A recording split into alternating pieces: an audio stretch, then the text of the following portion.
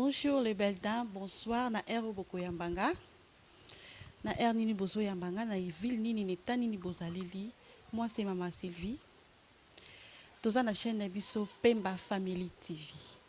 En tout cas, je m'excuse d'abord, ça fait vraiment très longtemps. Oyo na koti na chaîne Nabiso te, to la kisi ba recette Nabiso te, to sali ba vlog Nabiso te. En tout cas, izaki suite ke nazaki na zemi déranger ngai, nazaki temps ebele vraiment na ndako et maintenant na komi libre na bi pourquoi pas nazongela ba programme Nabiso ya YouTube. Soki na no s'abonner te, et la première fois na yo otombe na chaîne nanga où ils Pemba Family TV, kende ko s'abonner, kende ko liker, kende ko share yango na ba friend na yo et ko sala biso bien makas. Loka toza na mois de la femme, na koka collection bouité. Na bi pourquoi pas na osolana ba belle dame na biso, o balandanga, o babande ko landanga na yebi ke boko zonga lisusoke. Naza na invité nanga moko spécial. Le journal est qui est la femme parce que tous en a mois de la femme. La côté que la bino yemoka s'est présenté, yemoka tali sabiso qui est notre invité aujourd'hui. Bonsoir maman. Bonsoir. Banal nabiso bazola nabiso sur Pemba Family TV. Okoiko s'est présenté. Babenga kangai maman Mami Ange, ma tante Pila Molwai. Azali moko ya ndeko na bino. Ndenge mama lobi na uti Kishasa, nazali mariée à Monsieur Molowai et je suis mère de 3 enfants et je suis la maman de plusieurs. Voilà en bref, Nakoki Goloba, c'est ma personne. Ok. Maman nazali sengolelo koyamba yo na plateau na biso ya Pemba Family TV. L'autre na sujet moko ya kolobela lelo sur qui est la femme. Parce que tous en mois de la femme et on a vu pourquoi pas qui sont boité na na posana yeba qui est la femme pour na yo pourquoi tu fais ta mois de la femme kaka na mois de mars et définition ya femme pour na yo izolo belani.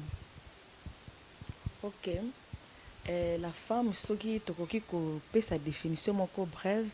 La femme c'est un être vivant de sexe féminin. Oyo nzamba sala la Bible azali koloba na biso nzamba monaki qu'il n'est pas bon que l'homme soit seul et esengelaki na ye ko sala une aide semblable à l'homme et cette aide là c'est la femme. Okay. Donc azali nzambe tango asali mobali après ko bakisa être vivant de sexe féminin oyo azali mwasi. Mwasi azali mwasi o nzambe apesi ba tout nyonso azali o azali aide semblable à l'homme azali pe mwasi à cause de la muke à cause de la mukolo me bako benga ye mwasi o yazana ba responsabilité o azali kozwa na libota oyo apesi pe naissance na mwana toko benga ye pe femme. Voilà en bref définition o na koki koloba pour na femme et puis pour na koloba ke to fita kaka mois de mars ezali mois oyo dans le monde entier moi bakoki ko valoriser la femme et c'est ces mois là bon to fetaka na biso ngo chaque année ba mois nyonso mais c'est mois balinga ko tia mois nini moko na mois wana pour que la femme soit valorisée. Voilà un peu ce que je pourrais dire. Ok. Naza na question mususu pona yo maman toza na posa to yeba comportement nini mwasi akoki kozana na kati ya ndako libala. Souvent, on nous dit souvent que moi, si ata mobali azo ko finga yo, ko beta yo, mobali aza agressif, tu dois toujours te humilier. Et ce qui est l'équi, l'agression est l'équi. Tu ne peux pas répondre à ton mari. Le cas Bible dit que la femme soit soumise à ton mari. Tu dois toujours être soumis na ba agressif nyonso o mobali a osale la yo parce que tu es une femme ou comment. Oui, comportement nini moi ça cause nango na libala yo moko so répondre que la femme soit soumise wana Bible ezoloba na biso moi c'est sengeli na ye azala soumise na mobali na ye parce que l'homme est le chef de la famille. Okay. Mobali nde mutu azali chef ata mobali bozo sala moi ça zo sala mobali pas zo sala et que moi ça zo mbongo koleka mobali na ye le mari reste le chef de la famille. Okay. Moi si azali koya na sima ya mobali. Alors, pour nous, quels que soient les problèmes qui se passent dans les foyers, ata mobali azobeta mobali azosala nini mwasi akozala mwasi esengeli azala toujours soumise à son mari. Mais soki agression mpe eleki oyo tolobaki mwasi azali agressé et tomona basi ebele bakufa. Pourquoi? Parce que alingaki azala soumise. Soumission tolobi yango na sens ya kozala te ke ata lobi na yo kende koboma mutu. Parce que la Bible dit que femme soyez soumise, yo kozala soumise. Non. Soki ezali na makambo oyo mobali azo kotinda yo osala, c'est contre la parole de Dieu. Tout ce qu'on doit faire, ça doit, il faut ezala na volonté en Nzambe. Ceux qui est allé à l'encontre de la parole de Dieu, la femme ne peut pas être soumise. Mais la Bible dit la femme soit soumise. Na makambo o nyon soit malambo o nzambe azo se plana yango. Mais je voulais dire à une femme aujourd'hui, ceux qui moi soit nazali maltraité na kati ya libota esenge na ye koloba. Parce que tu dis to mona kalaming te to mona ki bato ebele ba kufaki. Pourquoi? Parce que la femme était maltraitée dans les foyers, mais elle ne pouvait rien dire. Et afandi nango, et la femme est morte. Mususu pe akokufa mbala moko te a créé ba maladie na kati na ye, et après quelque temps moi c'est akufi. Alors soumission wana eza na sens te. Donc soumission toko lo beza na sens ya respect, le respect à son mari, le respect ya ba norme. Loi o nzambe atia kati na libota nde yango esengeli na biso tolanda. OK maman. Olobini na biso awake non, tous a toujours soumise na ba ndako na biso libala vis-à-vis de nos maris parce que mibali nde baza chef ndako. Oh, j'aimerais aussi savoir quelque chose. Naza marié, naza maman. Est-ce que naza na koki kozwa camarade mobo ami intime nanga mobo étant que marié na banda kozwa makamanda ku nangai na ebisaka camarade nanga wana mobali nanga soki tozui mobali nanga sali cop moko boy tala ngai na zu cop moko boy na koki mo sali bala koki kozwa na camarade mobo intime o banda ko ebisaka makamanda ku et de deux toza na bamboka oyo moi ça zo sala mobali azo sala. Est-ce que c'est important faut bozalaka compte moko ou bien c'est important vous allez compte séparé parce que c'est ça le problème où ils ont se basé dans bamboka na biso ba paya ou tozali il y a d'autres femmes ngambongo na ngai et ngana kati wana na comprendre kati. Est-ce que c'est important quand on tozo sala faut tozalaka compte moko ou bien tozaka ba compte séparé? Expliquez un peu. Oui, soki na kobanda na question liboso o ya koloba peut-être makamuna yo na ami intime. Moi je pense que l'ami intime déjà toyebi c'est Jésus-Christ notre ami intime. Et après ami intime mususu okozane c'est votre mari. Yende mutazali ami intime. Moi personnellement je n'ai pas d'ami intime. Nazaka na ami intimité, nazaka na ba copinité, ma copa. Je n'ai pas de ma copa, mais nazaka na batu nazalaka na bango na solaka na bango bien. Il y a des choses parfois qu'on peut partager pour tous. Par exemple, il y a un sujet de prière important et au moment que nous soutenir parce que la Bible nous de nous soutenir les uns les autres. Je peux partager un sujet de prière, na ye na partager na yo. Mais que zo makambo na yo andako les secrets intimes, yandako na yo ko bimisa libanda ezali déconseillé parce que tu sais pas mutu wana na kati na ye azobongisa nini pona yo. Et c'est la même personne où il faut partager des secrets, c'est la même personne qui peut te détruire.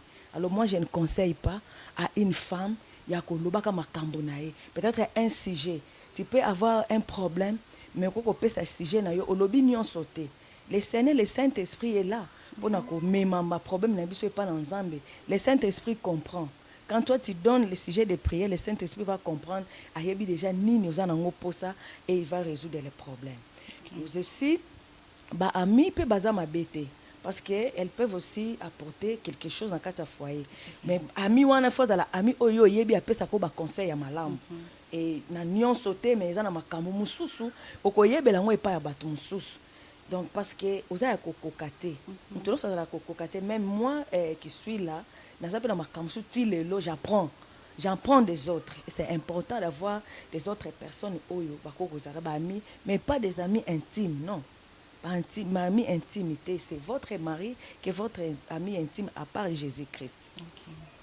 Par rapport à la deuxième question, bon, nous na liboso, on a répondre c'est par rapport à régime matrimonial au bino boponi. Je ne sais pas ici aux États-Unis, mais chez nous, au pays, en Afrique, particulièrement en RDC, nous avons un régime où il y a soit vous avez une communauté de biens, soit vous avez une communauté réduite aux acquis, soit vous avez une séparation des biens. Alors c'est par rapport au régime que vous avez choisi. Ce qui vous prenez qui communauté des biens, vous devez mettre tout ensemble. Ce qui vous prenez qui séparation des biens, wana bilonde boko yokana. Ce qui peut yokana qui réduit aux acquis, donc tout ce que la femme ou l'homme avait avant le mariage, ils ont appartenu à mutu, oyo tango bobalani bosangisi nyonso wana nde bino bokomona. Mais dans tout ça, moi je pense que nyonso faisait la kaka ensemble, parce que quand les maris travaillent, la femme travaille, c'est pour le bien de la famille. Bozo salango pour l'avenir yabana. Tout ce qu'on fait, c'est pour l'avenir de nos enfants. Tout ça là pour l'avenir yabana. Alors maman ko sala ya à côté te, papa ko sala ya à côté te. Nous se faisons ensemble d'un commun accord. Bosangisi yango boyebi. Il faut toujours faire le budget. Bosan un budget oh boyebi que non par mois toujours coûte par exemple les $1000. Tu coûte ça $1000. Dans les $1000, la première des choses à faire c'est d'enlever les dîmes. Dîmes y a les 10%. En tout cas vraiment c'est obligatoire. Vous restez avec les 90%. 90%, 90% pour les autres qui nous suivent. 90%. C'est à partir de ces 90% d'un commun accord. D'un commun accord, et vous verrez que le Seigneur va vous bénir. Ce qui moi, c'est un bon mobile pas un bon dépenses c'est à contrôler et au finish comme on dit je ne dis pas qu'il y aura quelque chose qui va arriver, mais on dit prévenir que guérir. Prévenir que guérir. Lobby, papa à cause de la tête, maman à cause de la tête, mon toit à côté à cause de la problème parce que donc pour moi, quel que soit les régimes autoponaki, moi c'est dans mon bali, il faut faire tout pour mettre tout en commun, tout ensemble pour l'avenir des enfants. Au ça la budget ensemble, au décider des projets ensemble. Mais nayebi que ezana mibali mususu, parfois ils prennent des décisions sans consulter la femme. Sans consulter la femme, à qui a sombé loko boye, à qui a pesi kotoyo, ils dépensent comme il veut, mais tout il faut qu'on tient ensemble qu'on décide. Je pense aussi il y a d'autres femmes aussi qui disent que bon c'est pour sa famille, c'est pour sa famille, pas pour ses enfants. Oui, pour les enfants, elle peut donner quelque chose, mais elle pense que non, c'est pour sa famille parce que bah parents batangi ça y est, bah parents ba pesa boy ba sala boye et yé azo moyen l'accès mobile mbongo ezate. Mais si je peux donner un conseil, c'est de mettre tout en commun, d'un commun accord. D'un commun accord, vous sangani et vous décidez qu'est-ce que vous devez faire avec l'argent. Ok. Lélo a participé à la culte, Nabato Bazala quitté, moi j'étais là. Je vais parler de quelque chose que la femme, tu dois être aussi une solution pour les autres. Ok. Maintenant, par exemple, je donne un exemple. Mutumo kwa ya betelinga lisolo na ye, tu vas dans mon foyer, nazaboui. Opesi conseil. Mais na kati na ye moka zonga be, ye penze, conseil nyazo pesanga. Ya kansini, na libala na ya za parfait. Biloko bongo comme peut-être koyoka ngoso peut-être baki basoli na mutumo boui. Aya pesanga conseiller na ndako na zala kaboui. E rezongelo na matoi. Est-ce que vous avez le courage que ce soit yelo likam? Oye au PC sous conseil to sungaï sous je ne sais pas. Oui, tu vas continuer. Tu vas continuer à couper sa conseil parce que sagesse oyozanango, c'est pas pour rien les gens viennent auprès de toi. Parce qu'ils ont trouvé quelque chose en toi, yangwana bazoya. Toi, tu es une source de bénédiction. Vous allez source de bénédiction, le Seigneur a déposé en toi des qualités. Le Seigneur a déposé en toi des dons. Donc tu ne peux pas garder ça pour toi seul. Tu dois donner aussi aux autres. Bon, le Seigneur Jésus-Christ, il était venu pour sauver le monde. Vraiment. Mais il a donné les pains, il a donné les poissons. Mais ce sont les mêmes personnes oyo babambaki mabanga ce sont les mêmes personnes oyo balobaki crucifier-les. Donc mais yesu atika biso te ntango nyonso tozokende na se ya makolo na ye azopesa biso basolution. Quand une femme est une source de bénédiction, elle donne à tout le monde. Donc les gens parleront. Les gens parleront de bien en mal et pas na yo, mais yo sala musala na yo, parce que comme c'est le Seigneur qui nous bénit, toi tu sais pas. Ata aboyi alobi que yo peut-être aux parfait, ni n'est parfait. Ni n'est parfait, c'est vrai que c'est seul Dieu qui est parfait, ni n'est parfait. Nga pas na ba problème, na ba faiblesse nanga, mais j'ai une sagesse que je peux partager à d'autres. Même ceux qui y alobi bongo, alobi comme na matoi na yo, ceux qui alobi bongo parce que ayokaki. Parce que ce qu'a yokaki te akoloba yango te. Et peut-être ça a changé sa vie. Yo yebite. Donc il faut continuer à parler, bien que les gens parleront en mal, les gens peuvent critiquer, tu sais pas. Peut-être une personne oyo ko kange la porte et ça là qui joue na ya bénédiction et yo kange lié porte et ça sera pas une bonne chose. Comme c'est le Seigneur qui nous donne, nous avons l'obligation de partager à d'autres personnes qui viennent auprès de nous. Ok, les belles dames. Donc, comme nous avons mission à Bisso, nous avons besoin de belé, nous avons bénéficié, il y a belé vraiment. Nous avons besoin de solina maman à Bisso.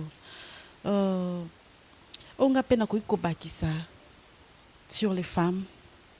Maman, moi c'est ça qui a beauté. Moi c'est ça qui a maquillage.